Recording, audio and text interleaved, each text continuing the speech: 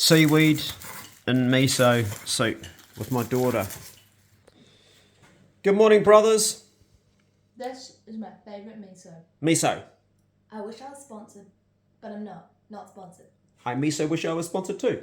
Okay, thought I'd do a bro check video for you, just because I've got a short bit of time, actually not that much time, because I want to hang out with this young lady. She's having a frustrating day. Her sewing machine's broken and she's got her patterns all laid out, ready to do a sewing, and she can't do a sewing. Don't you fucking hate that? And it's Labour Day, so nothing's open. I couldn't even be bothered sewing. I was like, I've got to get this thing done, like it's a funny present for my friend. And you couldn't even be bothered, so you motivate yourself. Fine, I'll do it. I'm going to do it this morning. It's my last chance, and it didn't freaking work. Yeah, the frustration. So Fucking miso. So today's video is about frustration, and it's just been born naturally. Let's see what this tastes like. We all have frustration, sweetheart. Life is not always going to work out. Oh, that's nice. Tastes alright. Reminds me of my ex-girlfriend, that sushi stuff. Anyway. Everything reminds me of my ex. Broken He heart. used to have spoons at his house. Oh, jeez. Just kidding. I don't care. Okay, well, hope you're well. Let me just try my miso soup and see how it's going here. Salty. It's actually quite nice. I like the different foods my daughter throws at me. She's got all these different things that she comes up with. Yeah, literally throws at me. Frustration and loss is something that us men don't always deal well with, particularly loss, and particularly when it's something like to do with our sexual functions. And I know about that. I've seen the damage it's done. When I went through my hospital period 3.5 years ago, there was 5 of us that went in to get the same operation, and radical prostatectomy, an operation that no man ever wants to get. And out of the 5, there's only 2 of us that are still alive now. One guy died before he actually got his operation. One guy killed himself. That was my friend Jackie's partner. He took his own life, and the other guy died recently. So there's been 3 deaths. There's 2 still alive. But those 3 deaths, I'm convinced a lot of them had to do with the mental suffering that was going on with these men. And us men, we don't particularly think sexual. We don't even feel comfortable talking about it. And one thing I've taught my children, particularly my son, or tried to, and it's good with my son and my daughters, is to be open about things that are bothering us, whatever the nature, whatever it is. Like Dayla and I, we have a transparency, which I don't think we always had. I think it's something that we've both worked on. You've worked on it, and I've worked on it.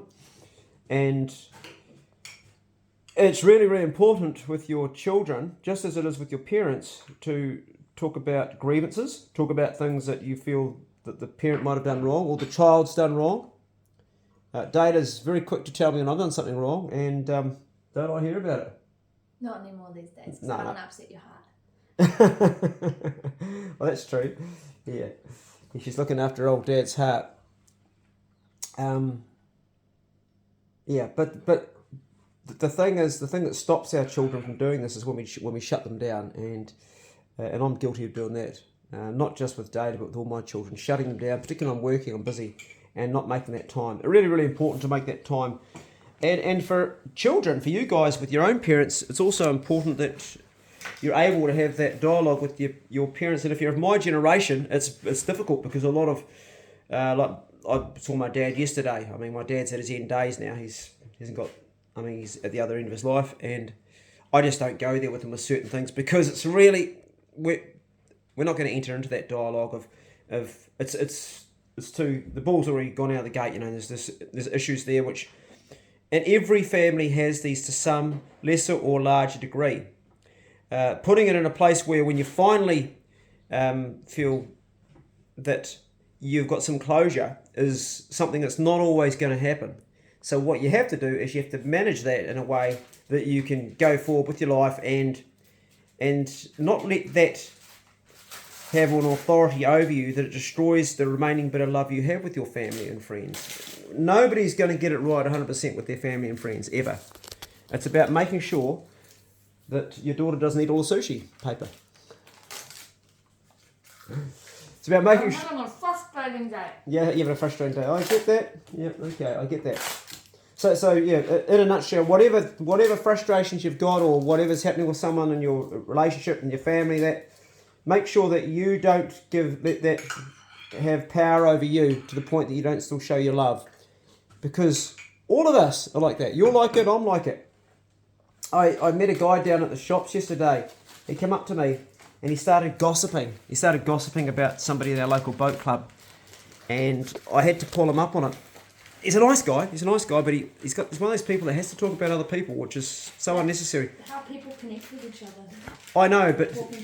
Talking shit, yeah, but when they're talking ill of someone else who's not there to stand up themselves... That's not a good thing. That's not a good thing. And I said to him, I won't say his name, but I said to him, hey, such and such, I don't appreciate you talking about... He was talking about one of the guys in the club, I won't say his name, I don't talk about him this way, because he's not here to defend himself, and... I understand it's frustrating for you and you want to vent, but he's not here to tell his side of the story. And furthermore, I also know now by the nature of you talking about him like this is that when you go away from this conversation, you're equally likely to talk to somebody else ill of me, to someone else, because if you've done it with him, you'll do it with me too. So the thing about gossips, I don't like gossips because gossips do a couple of things. They can ruin a man's reputation. That's all a man has very quickly with some words, and whether those words are true or false is not important. Once it's out there, it's out there. There's an old Chinese saying: "You open your mouth, the sea comes in," and that means that everything. Once you've said those words, they're there, and it can be life changing. And better to say nothing. Better say nothing at all. So that's one thing I don't like. And the other thing I don't like is the fact that I know when someone's gossiping to me about somebody else, they will be gossiping about me 5 minutes later down the road. Yes, frustration is the video theme today, and it's been sparked by my daughter who can't do a sewing. And God, do I know about frustration? I'm on doctor's orders. I'm not allowed to hunt for about 9 months. Do anything too hard physical. I'm in remission and I'm coming right, but I've got to look after myself right now. And I am getting there. I woke up this morning pretty much pain-free. That's a good start. But it's frustrating as hell. And you will have frustration. The key is learning to manage your frustration. How do you manage your frustration, sweetheart? You go kayaking generally, don't you? Just get in the water and smash it out. Usually physical exercise. I just get really angry on the inside, let it boil all up, shove it down a little deeper, put a bit of seaweed in. Yeah. Let it boil up a little bit more, and then someone says one little thing that means absolutely nothing, and then it all comes out. No, I'm just kidding.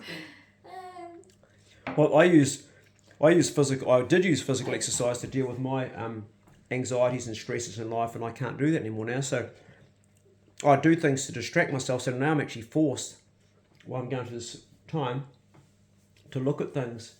And it's not a bad thing. But what I am doing is I'm doing a meditation every day. I'm going to go and do it in a minute. You can join me if you want. I'm going to do a bit of yoga. We'll do it together. I'm going to do a bit of yoga, a bit of meditation, and I'm going to do some vibrational nitric oxide creation. That's where you breathe in through your nose. You keep on going out like that. And what it does is the endothelium, through the vibration it creates, breathing through your nose, it creates a nitric oxide which causes vasodilation. Well, it actually opens up your veins and that and gets the blood running. There's lots of really cool breathing There is. things. I've got another one I could show you. But Yeah, I'd love to see I it. don't know if it would be good for your heart because it's quite like breathing very fast. Wim Hof. It's got some really good It was a Wim Hof one. Oh, the Wim Hof one's really good. Yeah, I've done that. You've got to lie down for that. Yeah, Wim Hof's amazing. Well, Wim Hof's how I found out I had a problem because I was after my my week away in the bush on the coast.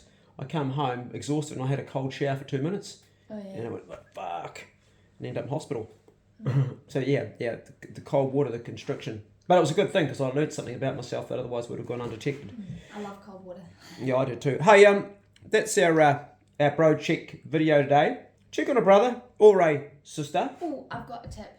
Okay. Something I was talking to someone about the other day. Cold water just reminded me. Okay, that's it, honey. And I think that's one of the reasons I like kayaking too, because it's not always just kayaking, but just like changing your physical state as well. You don't have to go like do exercise. You could go have a cold shower if you don't have heart problems. You're like, you know, just go jump in the river or jump off the wharf, and like changing that whole, it's like, it feels like kind of like washing it all away. Yeah. That's like a technique you can do. Another one is literally getting up and like just shaking your body. Yep. And like sometimes I'll just put on a song and I'll just like have like a really crazy dance. Me and my best mate, when we were studying, we were like getting real stressed one day, so we like shut all the curtains, put on some disco lights, got the speakers out, like paired them together and played this like really dirty drum and bass, and we jumped around the lounge, and it took us like 5 minutes and we went back to studying. It's just like changing your physical state. Great tips. It doesn't have to be like, I'm gonna go for a half a marathon today and then I'm gonna be like zen. No. That's just, a cool tip. Or just have a cold shower. Or go swim. She's Because sometimes going for a walk just doesn't cut it for me. I don't know about you guys, but I'm just like, okay, I'm walking, like, come on, but mental health, get better. yeah. It's fucking taking me ages too, because I'm like walking and it's really slow. We all have mental health. Anyway, thank you, Dayla. Thanks guys for listening. I hope your day's going okay, and I hope you draw some value out of this morning talk on the project channel. Also, thanks to Jamie yesterday who posted last night's video on the channel. Thanks, Jamie, in the UK, and thanks for sharing what you found helps you with anxiety. All these things are helping brothers. All of us have, all of us have mental health, and sometimes we have good mental health and sometimes we have bad mental health. It's just no different to physical health, it's just another type of health, so we need to help each other be healthy. She's going to eat a banana now, that'll make her feel good. Sprinkle some cinnamon on that. Cinnamon is great on bananas. I'm putting it on my toast. You're putting it on your toast. Oh, a little bit of cinnamon on top. Mm-hmm. Yeah. Okay. Go steady. See ya. I was going to ask a question. You can ask a question. It's too late. It's too late. Okay. Oh, I haven't turned it off yet. Oh, okay. Well, if you broke your leg today, would you go to the hospital? Speak up. If you broke your leg today, would you go to the hospital and get a cast? Probably. Yeah. Or if you like had a fever, you could go get some like drugs for that. It's just the same as in your brain, but like. Yeah. Good analogy. Yeah. People don't usually do anything. I don't draw any difference. Yep. Anyway, that was the Bro Check Club and the occasional Sister Check Club today too, with my daughter Dayla joining us. See you later.